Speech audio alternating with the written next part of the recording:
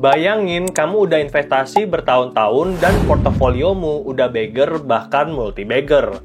Tapi tiba-tiba market crash karena reshuffle kabinet atau karena kejadian ekonomi. Nah, apa yang kamu lakukan? Karena kita tahu begitu market crash, floating profitnya bisa lenyap, bahkan pokoknya bisa terancam. Nah, di sini kita dihadapkan pada dua pilihan. Yang pertama, panik dan jual semua aset biar nanti pokoknya masih tetap terjaga. Atau yang kedua, kita tetap bertahan, bahkan uninstall aplikasi biar mata kita nggak ikutan merah dan stres karena market yang lagi crash. Karena toh pada akhirnya kita tahu, kalaupun sekarang lagi market crash, pada akhirnya nanti akan rebound dan kita akan kembali mendulang profit. Nah, inilah salah satu hal yang akan kita bahas dalam part kedua dari buku Ramit Sethi yang berjudul I Will Teach You to Be Rich. So, without further ado, langsung aja kita mulai dari chapter yang pertama, Quick Recap. Di video yang ini, kita udah belajar tentang dua fondasi utama dari buku I Will Teach You to Be Rich, dan fondasi yang pertama adalah mindset dan rich life. Di mana kaya itu personal dan bukan cuman angka di rekening. Karena beberapa orang nggak perlu angka sampai miliaran di rekening, mereka cukup ajak keluarga makan di restoran dan melihat keluarganya tersenyum, itu jadi satu tanda kekayaan. Makanya di sini kita perlu geser dari old mindset jadi new mindset, dan salah satunya kita harus fokus ke big win dan conscious spending plan. Jangan hanya fokus ke kemenangan kecil atau small win yang sebenarnya nggak ada artinya.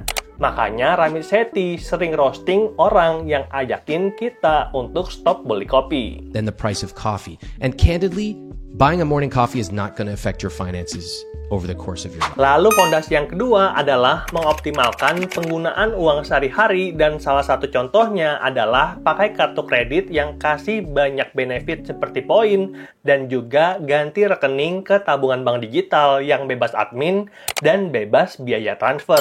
Nah, aku udah pernah bahas salah satunya, aku punya kartu kredit BCA KrisFlyer Visa Signature, di mana aku bisa mengumpulkan poin dan nantinya bisa ditukar dengan tiket pesawat SQ gratis. Dan kita tahu level SQ itu di atas Garuda. Dan dua strategi tadi, mindset dan rich life, serta optimalkan penggunaan uang sehari-hari, aku udah bahas di video yang ini, dan seperti biasa, linknya ada di deskripsi. Dan kalau kita udah punya fondasi yang bagus, yuk kita masuk ke step yang berikutnya, investasi dan strategi jangka panjang. Chapter 2, mulai investasi tanpa ribet. Banyak orang berpikir kalau investasi itu ribet banget, harus pandai baca grafik keuangan atau minimal baca laporan. Padahal fakta di lapangan, beberapa instrumen investasi itu sangat sederhana dan cocok untuk hampir semua orang. Bahkan untuk orang bodoh sepertiku sekalipun itu nggak ada masalah karena potensi resiko yang sangat kecil. Lalu ada juga yang berpendapat, ya udah, kalaupun bukan orang pintar, yang boleh dan berhak investasi itu adalah orang kaya. Padahal itu hanya mitos. Fakta di lapangan, banyak sekali instrumen investasi yang kita bisa mulai menabung hanya dengan modal 10.000. Seperti contohnya reksadana online di Livin by Mandiri, di mana kita bisa nabung otomatis dengan modal hanya 10.000. Dan beberapa kali aku juga udah pernah cerita tentang Ronald Read, petugas SPBU dan juga cleaning service yang walaupun pekerjaannya terlihat biasa saja, dia bukan juga pewaris, tapi pada akhir masa hidupnya bisa punya harta 8 juta dolar atau 130 M. Jadi di sini aku cuma mau bilang kalau investasi bukan hanya untuk orang pintar, bukan hanya untuk orang kaya, tapi untuk semua orang. Dan dengan investasi, kita bisa menjaga harta kita dari penurunan daya beli akibat inflasi. Bahkan kalau strateginya tepat, harta kita bisa beggar, bahkan multi-bagger. Makanya kita masuk ke chapter berikutnya, strategi investasi jangka panjang.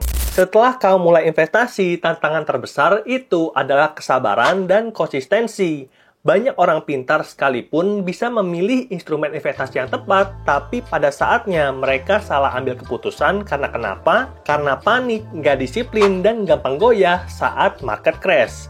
Makanya aku mau kenalin 3 strategi investasi jangka panjang yang udah terbukti bantu banyak orang untuk punya harta miliaran. Dan strategi yang pertama, diversifikasi portofolio. di mana jangan taruh uang di satu tempat, jangan taruh telur di satu keranjang, karena kalau telurnya itu jatuh, keranjangnya itu jatuh, telurnya semua akan pecah. Maka lebih baik untuk kita sebarkan telur kita ke beberapa keranjang. Dalam artian uang kita disebarkan dalam beberapa instrumen investasi. Ada reksadana, saham, obligasi, bahkan sampai kripto, dan masing-masing punya strategi dan tujuan penggunaan yang berbeda-beda. Misalnya saham untuk pertumbuhan jangka panjang, lalu falas dan juga emas untuk proteksi nilai mata uang dan juga jaga daya beli kita dari inflasi. Lalu di tengah-tengah kita bisa beli obligasi untuk hasil yang lebih stabil dan jadi penyeimbang. Lalu strategi yang kedua, dollar cost averaging atau DCA. Prinsipnya adalah nabung rutin dengan jumlah yang tetap, misalnya aku nabung 1 juta untuk beli reksadana di Bank Mandiri. Nah, dengan begitu, kalau reksadananya itu naik, aku tetap beli, ataupun kalau reksadananya itu turun, aku tetap beli. Jadi, aku nggak perlu pintar baca grafik, yang penting konsisten. Lalu strategi yang ketiga, stay calm, tetap tenang saat market crash. Karena pada akhirnya market pasti akan selalu crash, akan selalu jatuh. Jadi pertanyaannya itu kapan market akan crash, bukan berandai-andai. Dan salah satu kesalahan fatal saat market crash adalah orang-orang itu berlomba-lomba untuk menjual asetnya karena tidak mampu melihat portonya itu merah kebakaran. Padahal ini adalah saat untuk kita beli lebih banyak agar nanti ketika market rebound kita bisa mendapatkan keuntungan yang beggar bahkan multi-bagger. Sebagai contoh, saat krisis 2008, indeks S&P 500 itu turun 50%. Nah, setelah selesai krisis, beberapa tahun kemudian, 1-2 tahun, itu market kembali pulih, rebound ke titik semula, dan bahkan menyentuh all-time high yang baru. Makanya, di sini kita bisa lihat kalau kita beli saat bottom, beli saat market crash, portofolio kita akan langsung beggar. Dan kamu baru bisa mengeksekusi peluang tersebut kalau punya uang dingin, dan oleh karena itu, diversifikasi itu penting. Chapter 4, tutorial nabung emas digital. Pada video kali ini, aku juga akan kasih praktek nabung emas pakai aplikasi Peluang. Dan kamu bisa download pakai link yang ada di deskripsi, dan kalau sudah, kamu langsung aja kita buka sama-sama aplikasi Peluang. Nah, pertama-tama kita harus deposit terlebih dahulu dan kita bisa klik isi saldo atau klik icon dompet yang ada di bawah. Kemudian di sini ada saldo IDR, saldo USD, dan USD margin. Kita klik top up di saldo IDR. Dan berikutnya ada banyak pilihan dari Bank Permata, BCA, BRI, Cbank, Bank Mandiri, dan lain-lain. Kita pilih salah satu dan pada kesempatan kali ini aku akan nabung dari Bank BCA. Berikutnya di sini ada informasi nomor rekening dan transfer harus sesuai jumlah serta namanya harus sesuai dengan nama kita. Makanya di sini aku nabung langsung dari akunku dan aku transfer 2.072.217 dan uangnya akan langsung masuk ke total saldo kita. Nah, kalau saldonya sudah masuk, ini saatnya untuk kita beli aset untuk investasi jangka panjang. Caranya itu gampang banget, kita klik kaca pembesar yang ada di bawah. Dan berikutnya, ini itu pilihan asetnya ada banyak. Ada kripto, saham, ETF, bahkan emas. Dan pada kesempatan kali ini, tadi aku udah bilang ya, kalau aku pengen nabung emas, dan kita akan nabung 2 jenis emas. Emas digital dan emas 2.0 atau Bitcoin. Jadi langsung aja kita pilih aset yang kita pengen beli. Kemudian untuk Bitcoin, pada saat video ini dibuat, harganya 1.842.000.000 dan emas 2.017.000. Jadi selama 5 tahun harga Bitcoin udah naik hampir 10 kali, dan selama 5 tahun, harga emas udah meningkat hampir 2 kali.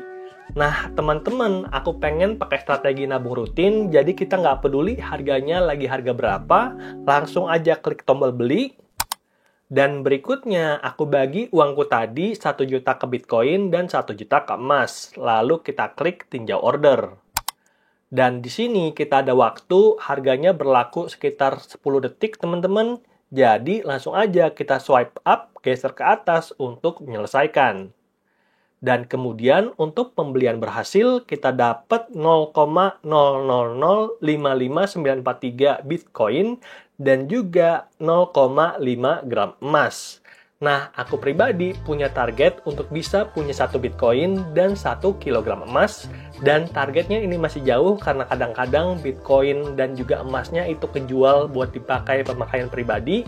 Dan oleh karena itu, kalau misalkan bisa, mungkin teman-teman bisa ciptakan sistem gitu ya, agar bisa nabung otomatis dan nantinya nggak perlu ambil uangnya kalau ada kebutuhan.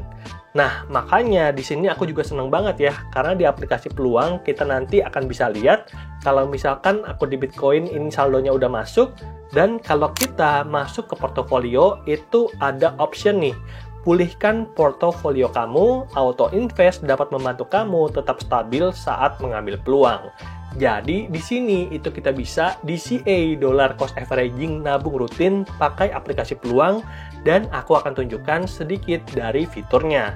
Kita klik pulihkan portofolio kamu, lalu kemudian kita bisa lihat wujudkan impian finansial kamu karena investasi jadi lebih mudah, jaga ketenangan dalam berinvestasi dan investasi rutin untuk hasil jangka panjang. Dan kita bisa klik buat jadwal auto invest. Nah, di sini asetnya ada banyak banget, kita tinggal pilih untuk melakukan auto invest atau nabung rutin, dan aku sarankan untuk teman-teman pakai sistem otomatis kayak gini agar nantinya pelan-pelan tabungan kita akan terus bertambah. Chapter 5, Begin with the end in mind.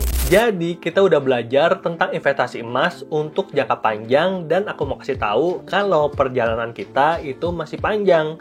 Seperti contohnya aku sekarang umur 35 tahun dan nanti aku baru akan pensiun umur 55. Jadi ada 20 tahun lagi teman-teman. Ini perjalanan yang panjang dan dalam banyak kasus seperti halnya aku kemarin walaupun udah sempat mengumpulkan beberapa aset di Bitcoin dan emas, akhirnya kejual karena pemakaian pribadi. Makanya kita perlu strategi yang tepat dan aku lagi belajar nih. Begin with the end in mind. Cari alasan kenapa kita harus menabung. Nah, aku udah menemukan beberapa. Yang pertama, agar nantinya aku bisa pensiun sejahtera. Lalu, agar anakku bisa sekolah yang lebih tinggi lagi. Dan yang ketiga, untuk nanti bisa beli rumah. Karena kan sekarang masih tinggal di rumah mertua. Nah, di sini aku menemukan ketika ada alasan, ketika ada tujuan, perjalanan finansial yang butuh waktu bertahun-tahun, bahkan berpuluh-puluh tahun ini, itu bakal lebih mudah. Makanya aku sarankan kamu juga untuk mulai cari alasan kamu, tujuan kamu, kenapa harus mulai menabung dari sekarang. Dan kamu bisa tuliskan di komentar agar nantinya kita bisa doakan bersama. Dan kalau sudah nulis di komentar, jangan tunggu, mulai dari sekarang. Lalu jangan lupa untuk diverifikasi. Dan yang ketiga, jalankan sistem otomatis DCA dollar cost averaging untuk nabung rutin. Oke, semoga videonya bermanfaat dan sampai jumpa di video berikutnya. Bye!